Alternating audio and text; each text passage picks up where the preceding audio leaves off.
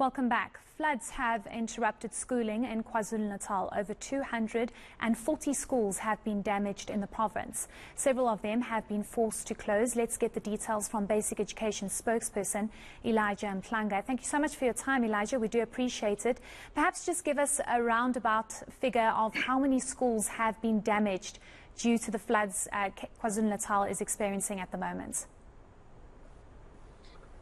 Good afternoon, Heidi. Thank you so much for the opportunity. Well, the schools that are affected in KwaZulu-Natal is 264 at the moment. When that figure was standing at 248, it was because the district directors and other officials were not able to reach some of the schools due to the damage to roads, and that delayed the counting of the schools that had been affected.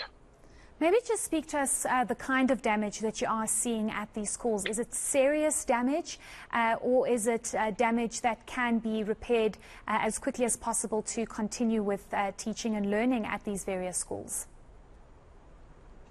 Well, the damage has happened in varying degrees. There are schools that are completely damaged, and there are schools which are flooded, and others, the furniture has been washed away, destroyed, and in many schools, the windows are also destroyed. Because remember, it was not just the rain, there was a hailstorm as well. So the windows were also damaged. So, we continue to conduct an assessment, but the fact is that there will be no schooling in those schools come Tuesday. So it will be possible for learners or teachers to go to those schools for two reasons. One is because the schools are completely damaged, or in the other instance is that the schools are not reachable due to the damaged roads. And in most of the instances in other districts like Umzinyati and Ugu, the bridges that give people access to the schools have been destroyed, which means there's no one who can go to.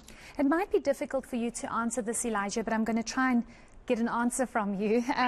When are you expecting schooling to return? Because you're saying that some of these schools are very badly damaged, and come Tuesday, over 260 schools will not open because they have been damaged. But you wonder when can we expect the resumption, and when we can expect these schools to start being fixed and repaired? Well, the difficulty is that even today the rain is expected, although mop-up operations are continuing.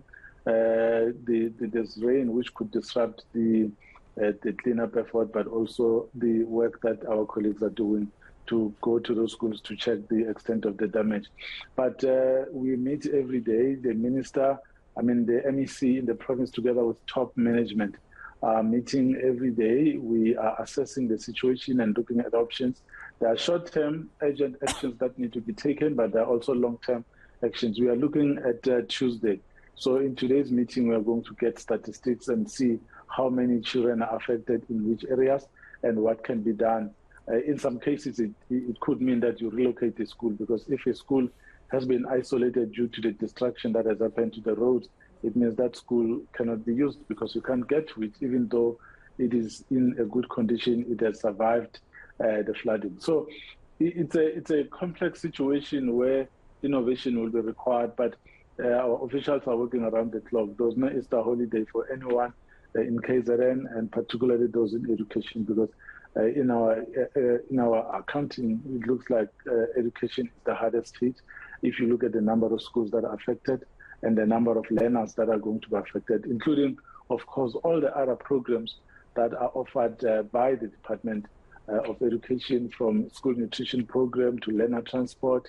And we also now are facing a situation where we need to assist some learners to get documents because they would have lost those in these floods. But the most important thing here, we are trying to save lives. As you might have seen earlier, that some families are still recovering the bodies of their children. So we are standing at 25 in terms of the number of learners in the system who have been confirmed to have passed away, but there are many more other children. And we convey our condolences to the families of all those affected in this disaster in KwaZulu-Natal.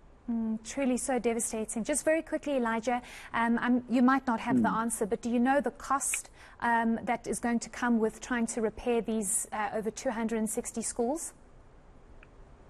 Absolutely. Our colleagues have gotten reports from all the districts that are affected. and the Provincial Head Office in KwaZulu-Natal has estimated the figure at 384 million at the moment. That would be required to fix the schools. It could still go up once we are able to reach all the schools. But for now, we're standing at 384 million rand. Okay, great. Thank you so much for that update. We do appreciate it, and we wish you all the best with regards to mop-up operations and getting learners and educators back in those schools. Thank you so much. That's the spokesperson of Basic Education, Heidi Giokos.